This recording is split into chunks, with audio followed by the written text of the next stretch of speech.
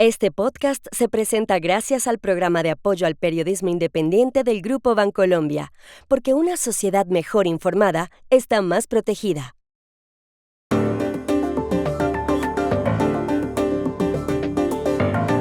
Se mueve la política en Chile. La exministra Carolina Toá anunció su candidatura y Michelle Bachelet dijo que no se lanzará.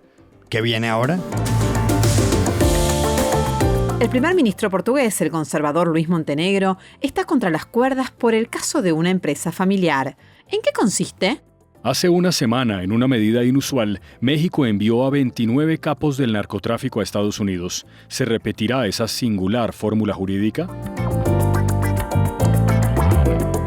Hola, bienvenidos a Y esto no es todo, el podcast del Georgetown Americas Institute de la Universidad de Georgetown en Washington, D.C. Soy Juan Carlos Iragorri, desde Madrid. Soy Paz Rodríguez Niel, desde Buenos Aires. Soy Jorge Espinosa y estoy en Bogotá. Es jueves 6 de marzo y esto es todo lo que usted debería saber hoy.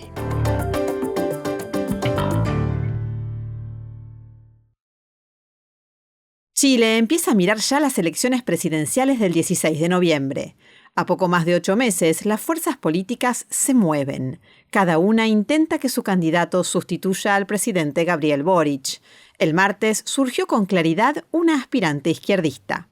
Se trata de Carolina Toá, que milita en el Partido por la Democracia, el PPD, y que más temprano, ese mismo día, renunció al cargo de ministra del Interior en el Palacio de la Moneda y ante el propio Boric. Poco después, Toá dejó claro lo que quiere hacer. Estamos en momentos de abundancia, en momentos de escasez, y todos esos momentos se resumen en un concepto que es el concepto de experiencia.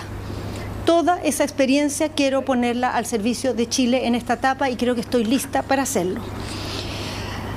Lo hago con un propósito claro, que es encabezar el próximo gobierno de nuestro país. Un gobierno nuevo que le ofrezca a Chile un proyecto nacional, un proyecto de progreso, de cohesión y de seguridad. Carolina Toá viene de una familia de izquierda. Su padre, José Toá, fue ministro del presidente Salvador Allende, derrocado por Augusto Pinochet en 1973. Abogada y politóloga de 59 años, no le va bien ahora en los sondeos. La apoya menos del 3% de los encuestados. Por otro lado, quien se acaba de pronunciar fue Michelle Bachelet, que ha sido 2 veces presidenta. En una carta pública, Bachelet, que es socialista, dijo que deben ser otros los que asuman el desafío presidencial. Algunos interpretaron esas palabras como que ella decidió bajarse de la candidatura. Con ese panorama de fondo, ¿cómo se pueden interpretar estos dos hechos en la política de Chile, un país de casi 20 millones de habitantes? Llamamos ayer a la politóloga y profesora de la Universidad de Concepción, Paulina Astroza. Juan Carlos, efectivamente la ministra del Interior, Carolina Toá, ha renunciado, antes incluso de lo que algunos preveían. Lo primero que hay que aclarar es que mucho se especuló y se habló aquí en Chile, sobre todo el último tiempo, de que Michelle Bachelet se habría bajado de la candidatura y que durante, digamos, casi todo el verano se habría estado esperando que ella dijera si iba o no iba como candidata, ya que es la que, según la encuesta, sin hacer campaña, es la que mejor marca en el sector de centroizquierda. Sin embargo, Michelle Bachelet dijo varias veces que no quería ser de nuevo postulante a la máxima magistratura de Chile. Además, ella había dicho que quería liderazgos nuevos. Por lo tanto, ella no se ha bajado de nada porque no se ha subido a nada. Esto ha sido peticiones de amplios sectores donde veían que ella podía ser competitiva. En cambio, todos los otros nombres que han sonado, incluyendo Carolina Toá, no han marcado bien en la encuesta y eso daría a pensar que ganaría la derecha o las derechas, según como sea el pacto final que se dé más adelante. Y Carolina Toá, bueno, viene efectivamente, renuncia para ser candidata por el Partido por la Democracia Y ahí viene el punto de por qué Michelle Bachelet en su carta lo que hace es decir nuevamente lo que ha dicho, que no, ella no estaba disponible para ser nuevamente candidata a la presidencia, y no dice que apoya a Carolina Toá porque son de partidos políticos distintos. Michelle Bachelet es del Partido Socialista y Carolina Toá del Partido por la Democracia. Y ahora, en unos días más, el Partido Socialista va a tener su elección y va a tener también ahí el Comité General que determinar, bueno, qué van a hacer, quién va a ser candidato, si van a apoyar a Carolina Toá. Por lo tanto, Michelle Bachelet no podía aparecer, siendo militante socialista, apoyando a Carolina Toá por sobre lo que determine su partido, pero todos sabemos que efectivamente su corazón y su cercanía es con Carolina Toá, por cierto.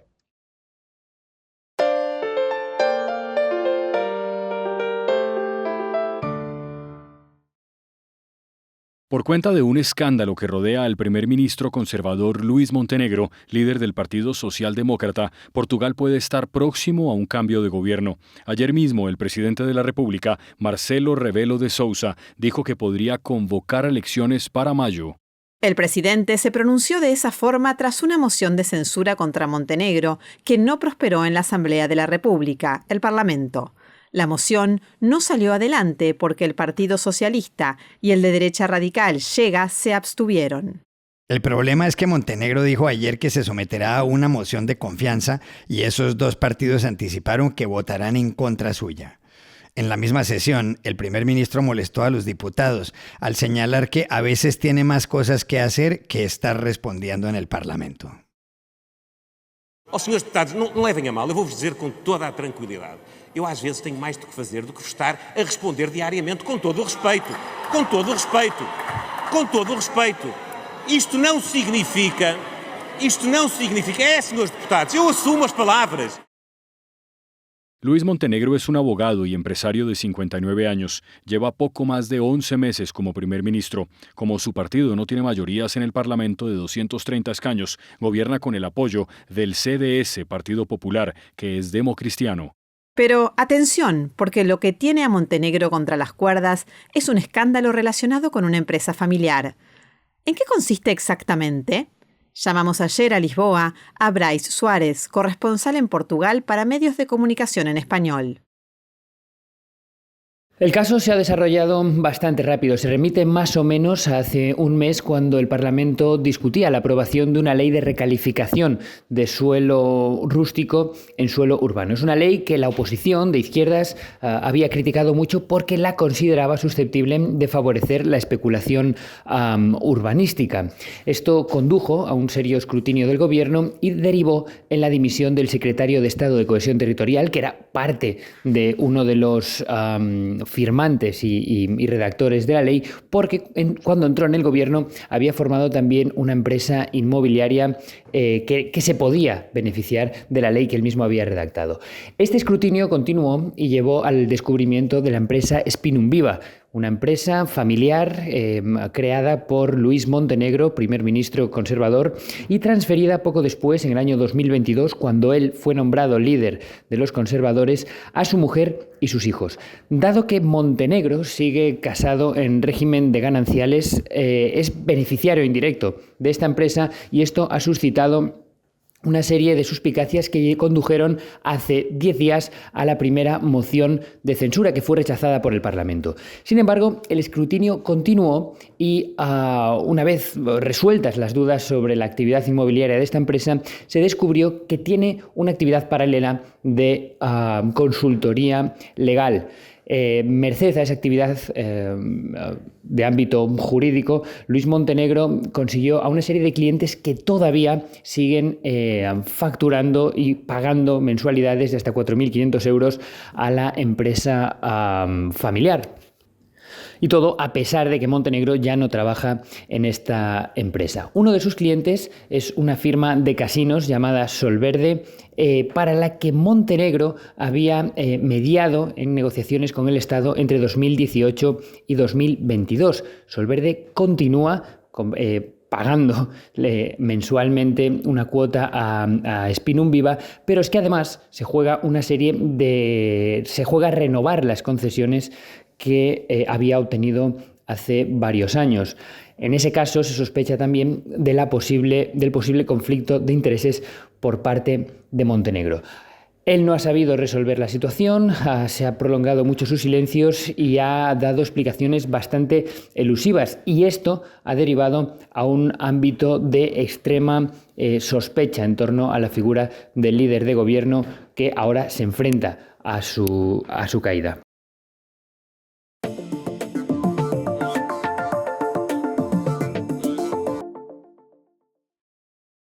Este podcast se presenta por cortesía de Movistar Empresas, el aliado que está transformando y potenciando negocios en toda Hispanoamérica con soluciones digitales en cloud, IoT, seguridad, conectividad, Big Data y advertising. Movistar Empresas, siempre el camino seguro. Y este podcast se presenta con el apoyo del Grupo Tecnoglass, el poder de la calidad. Diseñamos, fabricamos y comercializamos vidrios, ventanas y fachadas de calidad mundial. Más información en www.tecnoglass.com. Hoy se cumple una semana del envío a Estados Unidos por parte del gobierno de México de 29 peligrosos capos del narcotráfico. Uno de ellos era nada menos que Rafael Caro Quintero, requerido por el asesinato en 1985 de Enrique Kiki Camarena, agente encubierto de la DEA. A Caro Quintero se le conoce como el narco de narcos, y sus compañeros de viaje eran pesos pesados como él. Ahí estaban, por ejemplo, Óscar Omar y Miguel Ángel Treviño, fundadores del Cártel de los Zetas, o José Jesús Méndez, el Chango, fundador de la familia michoacana.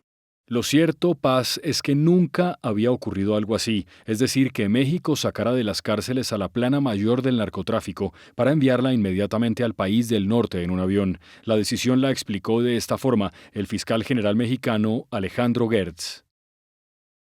El problema del narcotráfico y de la delincuencia organizada ha sido una verdadera tragedia para nuestro país. Esta es una solicitud de seguridad nacional que justificaron los Estados Unidos en razón de las conductas criminales de esas personas en ese país que coinciden con los procedimientos y los conocimientos que tenemos de las pruebas sobre su conducta. Pero, ¿cómo entender realmente este traslado? ¿Qué fundamentos jurídicos tiene y qué efectos tendrá hacia el futuro? Llamamos ayer a Ciudad de México a Cédric Raciel, periodista de la edición americana del diario El País de Madrid.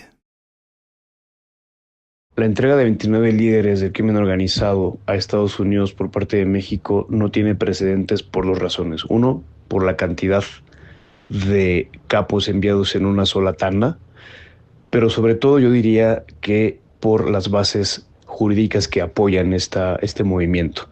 Las autoridades tanto de México como de Estados Unidos han usado términos muy variados, muy distintos, muy vagos para explicar por qué esto no se trata de una extradición. Hablan de transferencia, hablan de envío, de traslado, de expulsión incluso, pero no de extradición.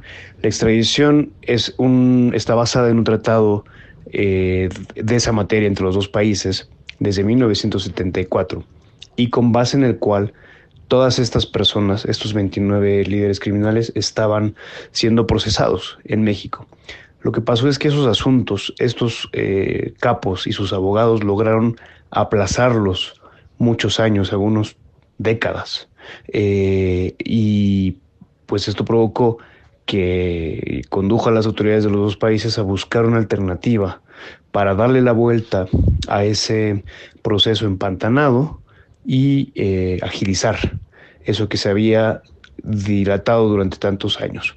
Entonces, con base en una lectura muy novedosa, diría yo, de la Ley de Seguridad Nacional y del artículo 89 de la Constitución, que habla de las facultades del Ejecutivo mexicano, se toma esta decisión de expulsar a estos líderes criminales por ser una amenaza a la seguridad nacional.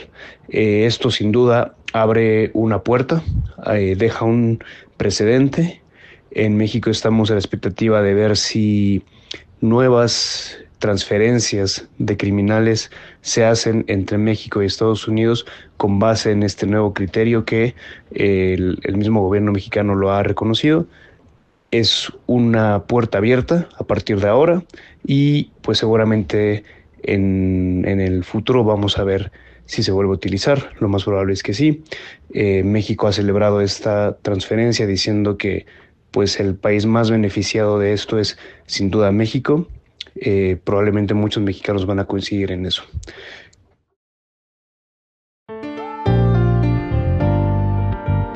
Y estas son otras cosas que usted también debería saber hoy. Cambios en la política arancelaria de Donald Trump. La secretaria de prensa de la Casa Blanca, Karoline Leavitt, anunció ayer que el presidente de Estados Unidos ha decidido no aplicar durante un mes los aranceles al sector automotor de Canadá y México.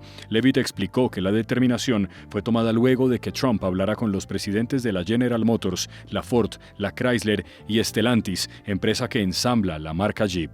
Revés judicial para Donald Trump. Ayer, la Corte Suprema de Estados Unidos, por 5 votos a favor y 4 en contra, rechazó el decreto por el cual el presidente congeló por 90 días $2.000 millones en ayuda exterior. Una entidad afectada era la Agencia de Estados Unidos para el Desarrollo Internacional, USAID. 2 magistrados de la mayoría conservadora, el presidente del tribunal, John Roberts, y Amy Coney Barrett, se alinearon con los 3 de la minoría liberal. Hay un dato sorprendente sobre la inversión latinoamericana en el sector inmobiliario en España, y es que en 2024 se triplicó con respecto a 2023. La cifra es impresionante, pues el año pasado alcanzó los 523 millones de euros, según acaba de informar la consultora española Cebre. De ese total, el 43% provino de brasileños, el 40% de mexicanos y el 15% de venezolanos. Después figuran otras nacionalidades.